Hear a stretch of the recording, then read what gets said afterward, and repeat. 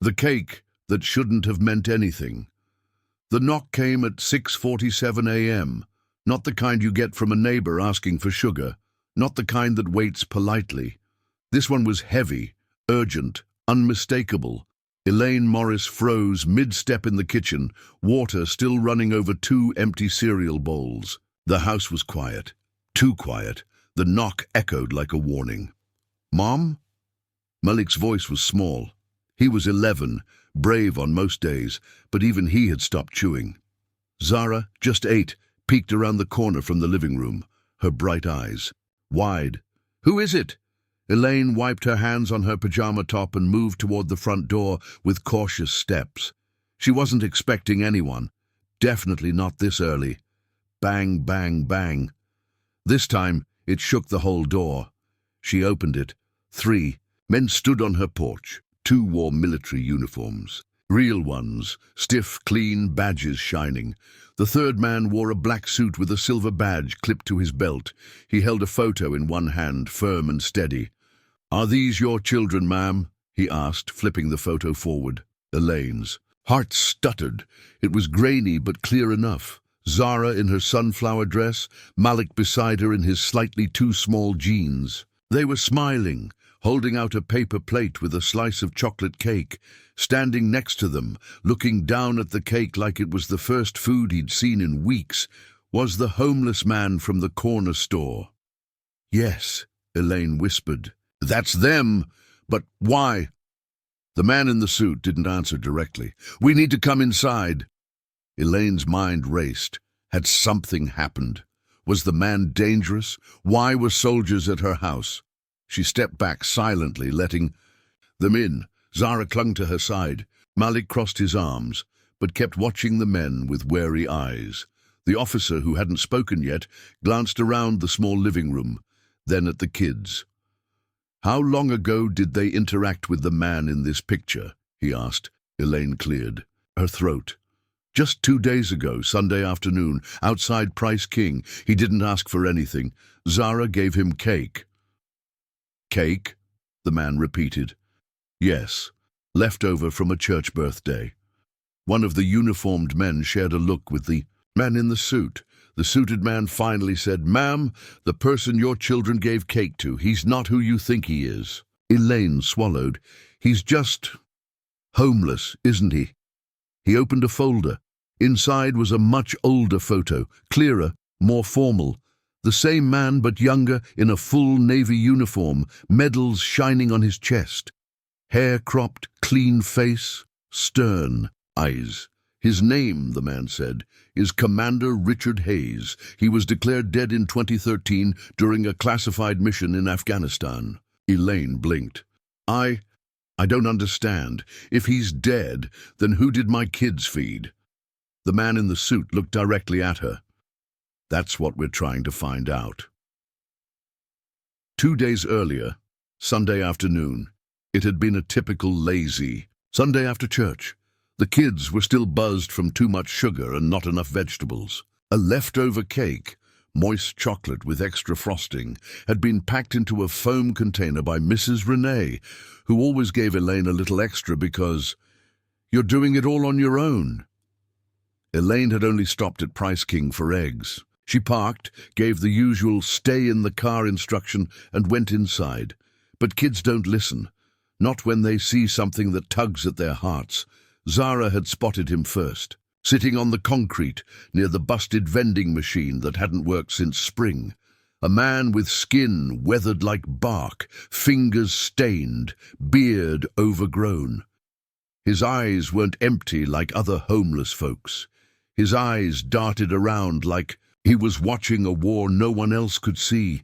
He didn't have a sign that day, just a paper cup barely half full. "Malik, look," Zara whispered. "We're not supposed to talk to strangers," Malik said, rolling his eyes. "But look at him. He doesn't even have a blanket." Zara opened the door. Malik followed, annoyed but unable to let his little sister walk over alone. The man didn't look up until the cake was an inch from his chest. "It's good," Zara said gently. "From church. It's got sprinkles." Man blinked like the light hurt. Then, slowly, he reached out and took it with both hands. His fingers trembled. "Thank you," he mumbled. "Bless you." Zara beamed. Malik didn't say anything, but something inside him shifted when he saw how the man clutched that cake like it was sacred. Elaine returned seconds later, eyes sharp, voice full of warning. But when she saw the man's face, her scolding faded. He wasn't drunk, he wasn't high, he was haunted. Back to the present. Monday morning, Elaine poured coffee she didn't want just to keep her hands from shaking. "What does this mean?" she asked. "If he's alive, why has he been on the streets for years?" The military man hesitated. Commander Hayes was presumed dead. His body was never recovered. There were whispers, rumors he might have gone rogue, but nothing confirmed. "If your kids saw him, then he's been here under the radar." "Rogue?" Malik asked suddenly. "What does that mean?" Elaine gave him a sharp look. "Malik." But the man answered. "It means he disappeared during war. Some say he deserted. Others think he was abandoned. No one knows." Zara's voice was small. "But he said bless you. He was nice." The man in the suit crouched in front of her. "Sweetheart, when he took that cake, did he say anything else?" "Anything strange," Zara thought hard. "He said, 'Tell her I remember the lighthouse.'" Elaine's head snapped toward her daughter. "What?" the officer asked quickly. "The lighthouse?" Zara nodded. "Then he looked at me like he thought I was someone else." Elaine stepped back, hand to her mouth. That phrase, it was impossible, because Elaine had only ever heard it once in her childhood. Her father had said it to her mother the night he left, the night he vanished, the night no one could find him again. Her mother never explained. She just cried and said, "He's gone, forget the lighthouse." Elaine had forgotten, until now. "Your father," the officer said slowly. "What's his name, Mom?" Elaine's voice trembled. "Thomas Whitaker. He was Navy, too. He disappeared in 1997. They told us it was an accident, an explosion at sea." The man's face went pale. He stood abruptly and turned to the others. "She's connected," he said. "She doesn't even know." Elaine stared at him. "What are you talking about?" But they didn't answer. Not yet. Instead, the suited man pulled out his phone and made a single call. Just 3 words. "We found him." The name he shouldn't have known. Recap. Elaine Morris's children gave a slice of cake to a homeless man outside a grocery store. 2 days later, the military knocked on their door. The man, believed to be a dead Navy commander, said something that hinted at a deeper, long-buried family secret involving Elaine's own missing father. The next morning, Elaine sat in the back of a black SUV, flanked by silence and sealed secrets. Malik and Zara had been picked up by child services for safety, though the officers assured her it was just temporary. They didn't say if it was her safety or the kids. That mattered more. She hadn't argued. She was too stunned by what they'd said last night. Commander Hayes, alive, hiding, possibly connected to her missing father. Thomas Whitaker, lost at sea in 1997. Now, they were driving to see the homeless man again, the one who started it all. Elaine kept replaying Zara's words in her head. He said, "Tell her I remember the lighthouse." That wasn't just a memory, it was code. The lighthouse wasn't real, not a structure. It was a term her father used once when she was 9, whispered during a storm when she couldn't sleep. "If anything ever happens, remember the lighthouse. It always knows the truth." At the time, she thought it was a bedtime metaphor, but now it felt like a key to something buried. The car finally stopped outside a nondescript government building in Virginia. Concrete walls, no signs, no windows on the ground floor. Elaine was led through 3 locked doors before she saw him. Commander. Hayes sat handcuffed to a metal chair, his once burly frame thin and worn. His beard had been trimmed, but the wildness in his eyes remained, like he'd seen too much and still expected more. When he looked up, something in him changed. His eyes locked on hers. "Whitaker's girl," he said, before anyone introduced. Elaine's knees almost gave out. "How do you know my father?" she asked, her voice tighter than a noose. Commander Hayes smiled slowly. "Because he saved my life, and then vanished to protect yours. 28 years earlier. Classified mission, 1997. Operation Black Ghost wasn't supposed to exist. Officially, there were no witnesses, no survivors, no mission. But Commander Hayes told the room what he remembered. He and Lieutenant Thomas Whitaker had been deployed under deep cover off the coast of Somalia. Their orders were unclear. Intercept something, secure a briefcase, disappear. But when they boarded the rogue ship, things spiraled. It wasn't pirates, it wasn't drugs, it was people. Dozens of them, shackled, drugged, and being transported in silence. No documents, no explanation. Prisoners without crimes. Whitaker wanted to abort and report it. Hayes agreed, but their own backup didn't. They were betrayed by their own unit. "I think we stumbled on a government black site transfer," Hayes muttered now. Whitaker refused to leave them. I helped him until things went sideways. Elaine was gripping the table so tightly her knuckles blanched. Thomas blew the ship. "We were supposed to die in that explosion," Hayes said. "But I swam, floated, hid for weeks. I assumed he didn't make it." "Why didn't you go back?" Elaine asked. Hayes met her eyes. "Because we weren't supposed to be alive. Anyone who'd survived would be eliminated." Elaine's world tilted. Her father, the man she mourned, the Navy officer they honored with a folded flag, hadn't died a hero. He had escaped a cover-up. But escaped to where? Back in the present. "Why now?" Elaine asked. "Why show your face? Why talk to my kids?" Hayes's voice lowered. "Because your father's still alive, and he sent me to find you."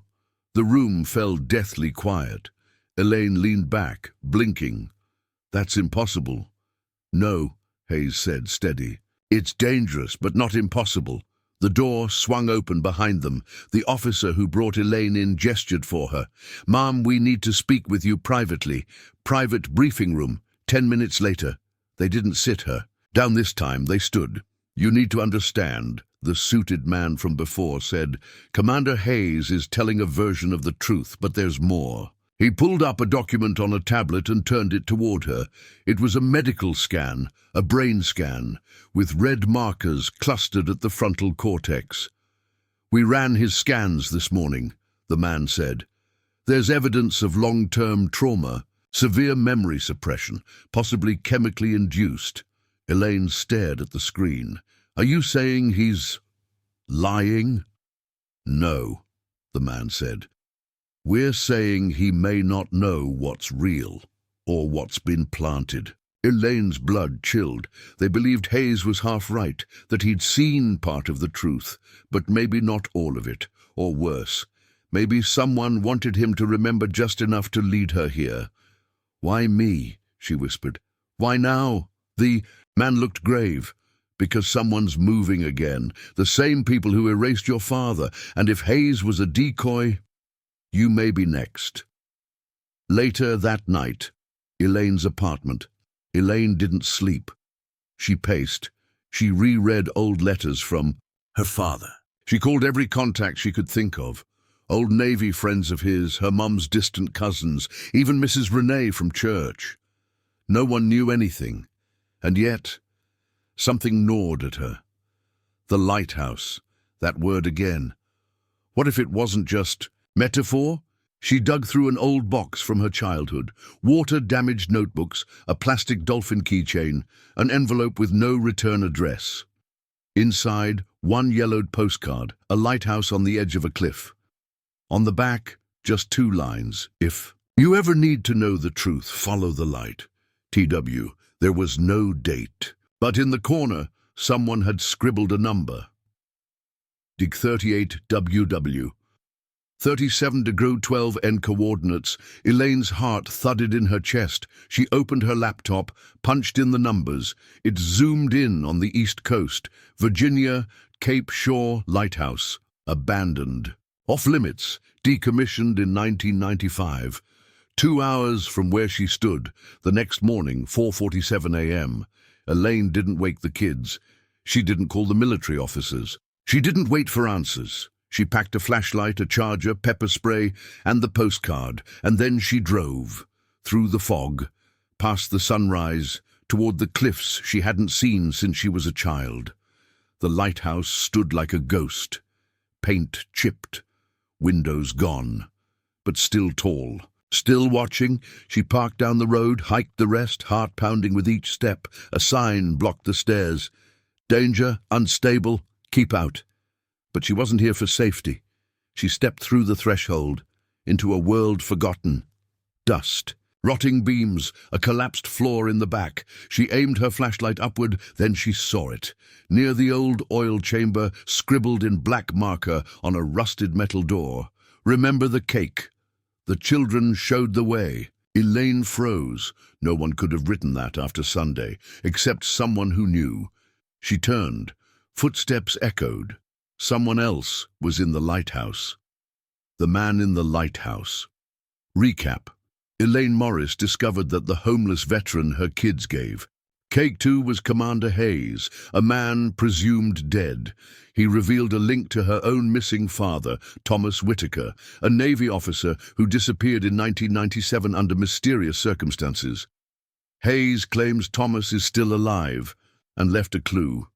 Remember the lighthouse. Now Elaine has entered the abandoned Cape Shore lighthouse and discovered a fresh message, one that could only have been written in the last 2 days. But someone else is inside. Elaine turned slowly, her breath caught halfway in her throat. The lighthouse was silent. She aimed her flashlight toward the staircase. A soft shuffle echoed above, the unmistakable sound of a foot dragging across dust and wood. "Who's there?" she called out, her voice more steady than she felt. No answer. She climbed. Each step creaked under her weight, the wood threatening to betray her.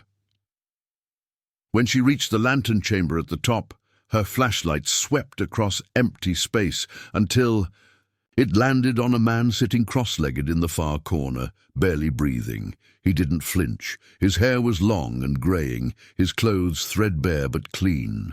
He looked like someone who had survived time rather than traveled through it. Elaine tightened her grip on the flashlight. Then the man spoke. "I told Hayes you'd come.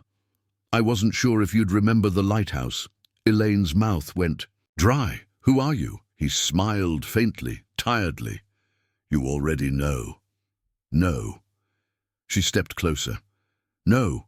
My father died in 1997. The Navy said I was supposed to die," he said softly. "But I didn't."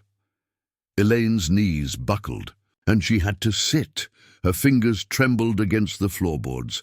"Dad," she whispered. He nodded once solemnly, then tears welled in her eyes, not from joy, but confusion, anger, relief, grief.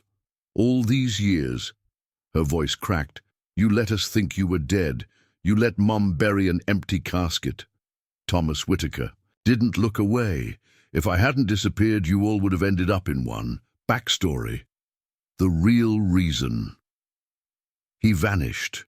Her father began to speak, voice low but filled with emotion. "Back in 97, Operation Black Ghost went wrong because it wasn't a mission. It was a test, a loyalty test. The Navy wasn't just running secret ops. They were cleaning up their own." Elaine frowned. "Cleaning up?" They'd identified officers who asked too many questions, filed too many reports, challenged too many commands. He paused. "People like me, Hayes, 2 others who didn't make it." He continued. "That ship had no cargo manifest, no radio, just people, taken from conflict zones, trafficked through military routes. They were going to disappear into government projects that don't have names." "And you blew the ship," Elaine whispered. "I tried. I set the charges, but they pulled me out before it exploded." Elaine's mind reeled. "Who?" "I don't. No, a group that works under defense but above the Navy. They interrogated me for weeks, then gave me a choice, vanish or die. He chose to vanish. They faked my death, sent the folded flag, gave you a ceremony, and I was gone. But why stay gone? Elaine cried. Why never come back? Thomas's eyes filled with regret. Because they didn't just threaten me, they threatened you, your mother, even friends. If I surfaced, they'd come for all of you. Elaine felt sick. Why now? She asked. What's changed? They're moving again, he said. Someone new is in charge. And I saw Hayes on the streets, after 25 years. They must have released him on purpose, thinking he was broken. But he remembered enough to find you. Elaine asked the question burning in her gut. Am I in danger? Her father looked at her for a long time. Yes, but not because of what I did, because of what you are. Elaine flinched. What I am. The truth about Elaine Thomas took a folded envelope from his jacket and handed it to her. Inside were medical documents, hospital discharge papers, and a redacted birth certificate, her own. Elaine's head spun as she scanned the pages. Then she found it. Subject E. Whitaker, devaluation complete, cognitive retention off charts. Recommends surveillance until maturity. Gene source suggests link to Project Calum. What is this? She whispered. Thomas hesitated. When you were born, you were part of a trial. They didn't tell us. But after you got sick at 6 months old, the Navy ran tests. Said it was routine. It wasn't, she muttered. No.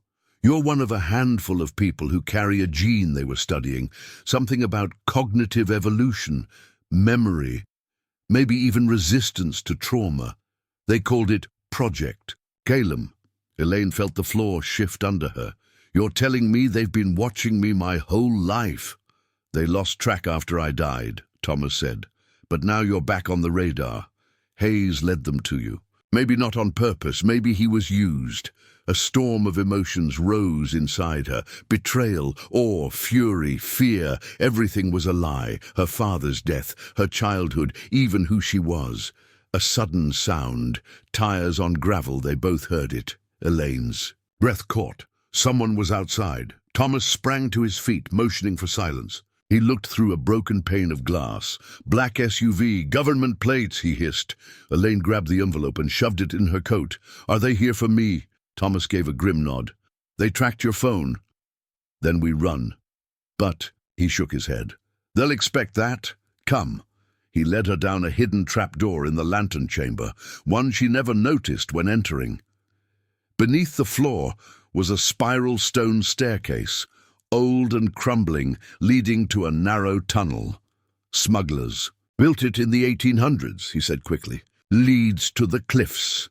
As they descended, voices echoed faintly from above. Elaine Morris, this is Officer Brandt with the Department of Naval Security. We need to speak with you immediately. Elaine swallowed hard. The voice was calm. Too calm. They weren't here for questions. They were here to clean up loose ends. Escape through the tunnel. The tunnel opened into a cove. The crashing of the Atlantic waves masked their steps as they ran along the rocks. They reached a small boat, hidden under a fishing tarp. Her father started the motor without a word, and they sped off toward open water. Only when the lighthouse disappeared behind the fog did either of them speak again. Where are we going? Elaine finally asked. Thomas looked back over his shoulder. To someone who has answers. Back on shore. Military surveillance. Van inside, a black van parked. Near the lighthouse, Officer Brandt watched the satellite. If feed glitch once, then go dark. They're gone, his partner said. Signal lost off the coast. Brandt didn't blink. He picked up his phone and dialed. A voice answered. Report. She made contact. He's alive, and she has the documents. There was a pause. Then execute Protocol Calum. Brandt's jaw tightened. Yes, sir. The woman who burned her identity. Recap. Elaine discovered her father, Thomas Whitaker, was alive after decades in hiding. He'd faked his death to protect her from a covert military operation known as Project Calum, a genetic surveillance and experimentation program. But now, Elaine is being hunted. As she escaped the lighthouse with her father, an ominous voice gave a deadly order: execute Protocol Calum. Now they are on the run and heading towards someone who may hold the next piece of the puzzle. Arrival at the island. The fishing boat cut across the Atlantic, fog curling around it like fingers trying to pull them back. Elaine sat hunched beside her father, the stolen documents pressed tightly to her chest. Her mind raced. How many of her memories were manufactured? How long had she been watched? And now, who exactly wanted her dead? "Where are we going?" she asked again. Thomas pointed toward a jagged stretch of dark rock in the distance. "She's the only one who escaped clean, burned everything that tied her to Calum, even her name." Elaine narrowed her eyes. She used to be Lieutenant Maris Dalton. Top of her unit, brilliant, brave, then vanished. Elaine stared ahead as the island emerged, a sliver of land ringed by sea cliffs. There were no homes, no docks, just one lone cabin hidden among pine trees. They docked the boat in a narrow inlet and climbed a winding trail until they reached the door. Before Thomas could knock, it opened. The ghost woman. The woman standing in the doorway looked like someone who had once been powerful and chose to let the world forget. Her hair was silver and short. She wore thick gloves, a tactical jacket, and no trace of fear. Her eyes locked onto Elaine's. "You look like him," she said, "but your eyes, those are your mother's." Elaine stepped back instinctively. "Do I know you?" "No," the woman replied, "but I've known about you since you were 4. Elaine's chest tightened. "You're Maris Dalton?" The woman gave a dry smile. "Not anymore." She let them in. What really was Project Calum inside the cabin, maps covered the walls, newspaper clippings, declassified files with blacked-out lines, and a hand-drawn diagram of a DNA strand, marked with glowing red X's. Dalton poured tea into metal mugs. Then finally she spoke. Calum started as a research project to isolate what they called adaptive neural evolution. Elaine blinked. "Meaning?" "Children born during specific environmental crises, war zones, radiation zones, extreme trauma, showed brain activity that outpaced others. Not just intelligence, adaptation. Their brains healed faster, remembered differently, made connections faster under stress." "They thought it was genetic?" Dalton nodded. "Your father and mother were both in conflict zones. They believed you carried the perfect storm of genes." Elaine felt ill. "So I was a science experiment?" "You were a target," Dalton said coldly, "and not the only one." She pulled down a photo of 3 children, grainy, black and white, 2 boys, one girl with dark curly hair. Elaine leaned in. "I've seen this girl before. Wait, the Cake Kids, that's her." Dalton nodded. She and her brother were part of a different branch of Calum. Their mother fled the program, disappeared. But the children were traced. Elaine's hands went clammy. "You're telling me those 2 kids were being watched?" Dalton's expression darkened. "More than watched. They were being set up." The cake was never just cake, Elaine's. Thoughts reeled. Then the cake they gave Hayes. What was in it? Dalton reached behind her desk and pulled out a sealed evidence bag. Inside, a blue candy wrapper. Childish. Innocent, except for the faint radioactive shimmer under blacklight. "It was a tracer," Dalton said. Hayes was dosed without knowing. He was the test. They wanted to see if he'd make contact with someone from his past, someone like you. Elaine's pulse raced. "So they used the kids to find me." Dalton gave a grave nod. "You were the real objective. They've been trying to reinitiate Calum with adult test subjects. You are the only known survivor with fully developed neural traits." Elaine's throat went dry. "I didn't ask for this." "No one ever does," Thomas said softly. The secret USB and what's inside Dalton handed Elaine a small black flash drive. "I don't know how long we have before they triangulate this location. What's on this drive will make them Desperate, Elaine inserted it into Dalton's dusty old laptop. A folder appeared, Project Calum, Series 4, unreleased. Inside were dozens of files, labeled with names, numbers, and medical codes. She opened one, Subject 34B, Elaine Whitaker. Age, 9, diagnosis, hypermemory, stress resilience. Event, house fire, mother rescued, memory retention near perfect. Note, clear Calum neural pattern. Potential threat if emotionally triggered. Elaine scrolled through more, dozens of children, dozens of events, each one crueler than the last. Car crashes, staged accidents, even institutional placements. They weren't just observing, Elaine whispered. They were testing. The kill order is active back on the mainland. Officer Brandt paced in front of a military screen. Target 34B has gone dark, said a voice through his earpiece. Brandt cursed under his breath. We should have neutralized her when we had the chance.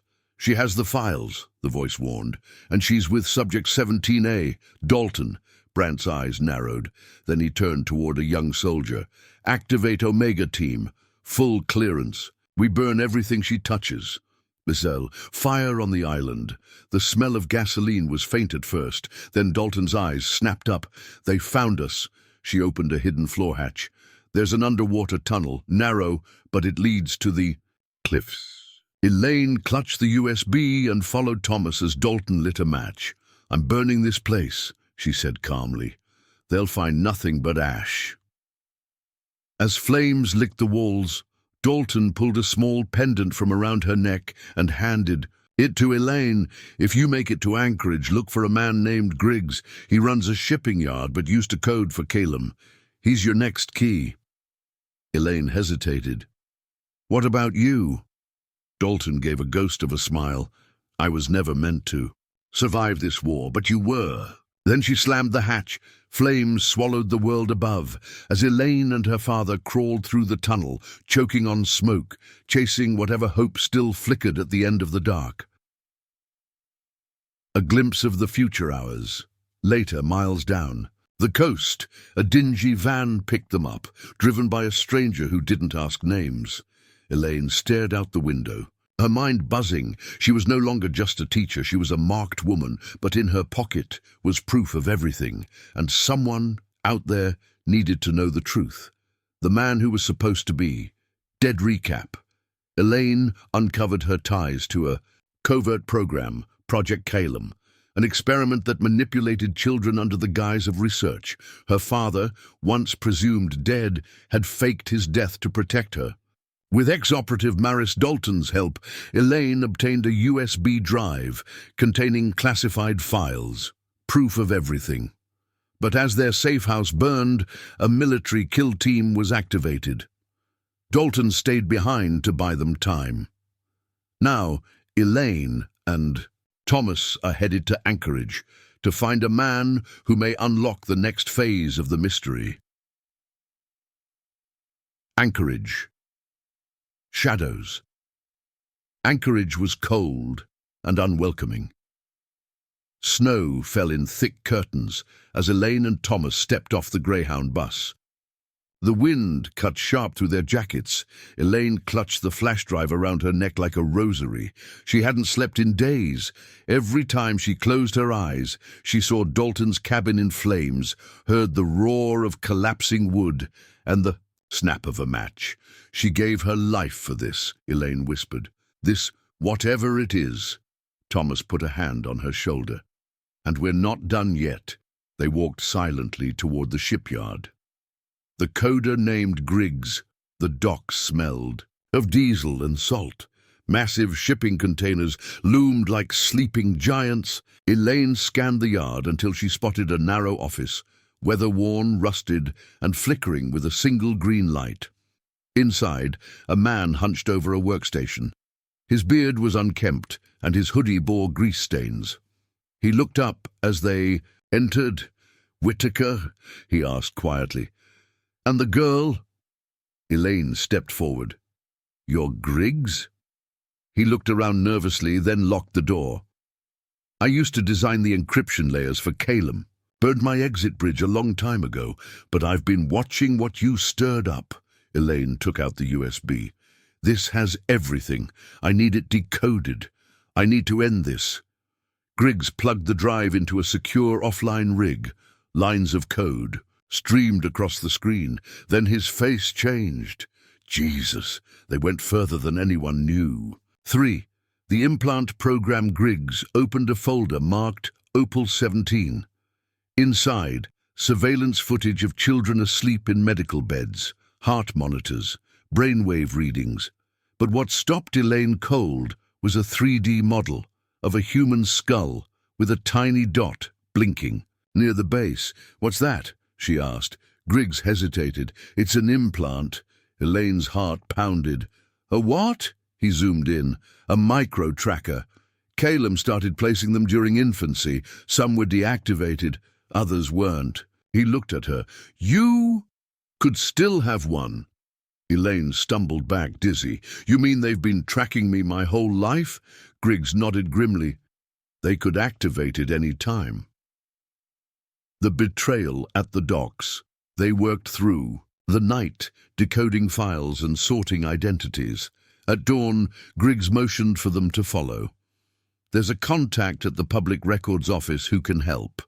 You expose this. She's trustworthy." As they neared a waiting car by the docks, Elaine's gut twisted. The streets were too quiet. Then she heard it. The faint crunch of snow. Thomas spun around just as a van skidded into view. Doors burst open. Men in black tactical gear swarmed. Elaine grabbed her father's hand. "Run!" Bullets ripped through the air. Griggs dove behind a crate, pulling a pistol. Elaine and Thomas zigzagged through stacked cargo. But suddenly, a hand yanked Elaine backward. She screamed and froze. It was Hayes. The man who was supposed to be dead. Elaine's blood ran cold. "You died," she whispered. Hayes looked older, rougher but unmistakable. He pulled her close, whispering fiercely, "I faked it. Same as your father. They were going to use me to get to you. I had no choice." Her mind reeled. "You were in on Calum?" Hayes shook his head. "I didn't know what it was. I was recruited for recovery ops. When I found out what they'd done to you and the kids, I walked away. But they made me disappear."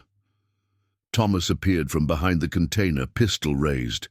"Put her down." Hayes raised his hands. "Thomas, it's me." Elaine stepped between them. "He helped me once. He brought the kids to me." Thomas hesitated, then slowly lowered the weapon. The children's fate. Hayes explained everything as they ducked into a dark corner of the shipyard. "The siblings, the ones who gave me the cake, they were flagged for retrieval. Calum wanted them for phase 2, but the girl, her name is Sarah, overheard a conversation between operatives. She ran. Elaine felt her breath catch. "Where are they now?" "They're hiding. I helped them disappear, but they won't be safe forever." Elaine clenched her fists. "Then we stop this. Now." Hayes pulled out a battered notebook and pointed to a single name, Admiral Lucian Gray. He restarted Calum 5 years ago. He's still in command, and he's not afraid to wipe anyone who knows the truth. Elaine memorized the name. Gray. The ghost in the machine. The message that could save everything. Back at Griggs' shack, they pieced together the files into one damning evidence folder. Griggs compressed it into a single drive and looked up. There's one broadcast line still open. An old emergency channel tied to international oversight. If we transmit this there, someone will see it. Elaine took the drive, but before they could move, Hayes's phone buzzed. He checked it, face going pale. "They've located us." "You have 5 minutes." Elaine turned to Thomas. "We split up. You and Griggs take the back tunnel. I'll make the broadcast." Thomas started to protest, but stopped. Instead, he handed her a folded photograph of her mother. "Do it for her," he said quietly. Elaine nodded, tears in her eyes. The broadcast. She climbed to the top of the shipyard's central tower. Wind slashing against her face. Griggs' setup blinked to life. She inserted the final drive. A red button pulsed. Send. Elaine pressed it. Thousands of files raced through the uplink. Children's names, GPS logs, video proof of abductions, experiments. One final message blinked. Calum will burn. She turned to go, but a figure was waiting behind her. It was Brant, smiling, gun raised. Nice try. Elaine's scream echoed across the freezing docks. A shot rang out. The broadcast that changed everything recap. Elaine unlocked horrifying truths behind Project Calum, a covert military operation that implanted and tracked children for experiments. With help from Thomas, hacker Griggs, and presumed dead Hayes, she gathered proof and attempted to broadcast the files. But just after hitting send, an agent named Brant appeared. A shot rang out on the rooftop. A gunshot and silence. The blast echoed across the dockyard. Elaine collapsed, gasping. But it wasn't her blood on the floor. Brant blinked in confusion, then dropped to his knees. Behind him stood Thomas, eyes cold, gun smoking. "You always underestimate the quiet ones," he said. Brant fell forward, dead before he hit. The metal. Elaine clutched her ribs, a shallow graze bleeding through her coat. She nodded up at Thomas, breathing heavily. "You got here fast." "I knew you'd be stubborn." He pulled her to her feet. Below, Hayes and Griggs emerged, waving. Frantically, Elaine looked out at the horizon, barely able to stand. "We did it," she whispered. "We sent the truth." The day the files went global, the following morning, chaos ignited across borders. News outlets flooded with terms the public had never seen before. Project Calum, neural tagging, Opal 17, unlawful child surveillance. The leaked footage of children wired in labs sent shockwaves through governments. Protesters flooded streets from DC to Johannesburg. Within 48 hours, major whistleblower organizations confirmed the files' legitimacy. Admiral Lucian Gray was summoned to testify at an international tribunal, but he had disappeared without a trace. Some claimed he died by suicide. Others swore they saw him boarding a jet to a rogue state with no extradition treaty. But one truth was undeniable. Elaine Whitaker had lit the match. The fate of the children. 1 week later, a private transport arrived at a safe house outside. Juneau. Elaine stepped out and froze. There in the snow stood Sarah and her little brother Miles, the two kids who had given cake to a homeless veteran. The spark that started it all. They ran to her. Sarah held onto Elaine tightly. "You found us." Elaine knelt, overcome with tears. "No, sweetheart. You found me." Behind her, Hayes stood watching, his past finally laid bare. Thomas placed a warm hand on Elaine's shoulder. "They're safe now, all of them." All of dozens more children, all presumed lost or dead, had been found, relocated and freed from surveillance. Calum was shut down. The implants were removed, but the scars would remain. Confronting the ghost a month later, Elaine stood before a closed grave. No name, just a simple granite marker. Underneath it was the body of someone believed to be Admiral Gray, discovered in a hotel in Oslo, dead from a suspected poison capsule. No trial, no closure. Just a headline. Elaine tossed a photo of her mother onto the stone. "You created the program that took everything from her, from me." She stepped back. "I hope whatever comes next makes you answer for every child you hurt." Cow. Healing. Begins back in Anchorage. Life started again, slowly, imperfectly. Elaine moved into a quiet cabin near the sea with Thomas and occasionally Hayes, who kept mostly to himself. Griggs relocated to Toronto under a new identity, still hacking, still helping whistleblowers. Sarah and Miles were enrolled in school under guardianship, surrounded by care and security. Sometimes they cried, sometimes they laughed. Sometimes at night they sat by the fireplace, And Elaine told them stories about freedom, resistance, and how bravery isn't always loud. Sometimes it's a whisper that refuses to stay silent. Elaine's letter to the world months later. A video went viral. It was Elaine, sitting beside a frozen lake, snowflakes in her hair. This was her message. To the world that let this happen. I don't forgive you, not yet. But I believe you can do better. To the ones who ran, you were. Not weak, you were surviving. To the ones who stood with me, thank you. For every flame that exposes the dark, there's someone who first dared to strike the match. I was a girl with no memory, no home, and no voice. Now I remember. Now I'm home. Now I will never be silent again. The video garnered over 18 million views in 2 weeks. It became the anthem of survivors. A final twist. One quiet morning, Elaine received a small package, no return address. Inside was a photograph, old, folded, stained. It was her mother, holding a baby.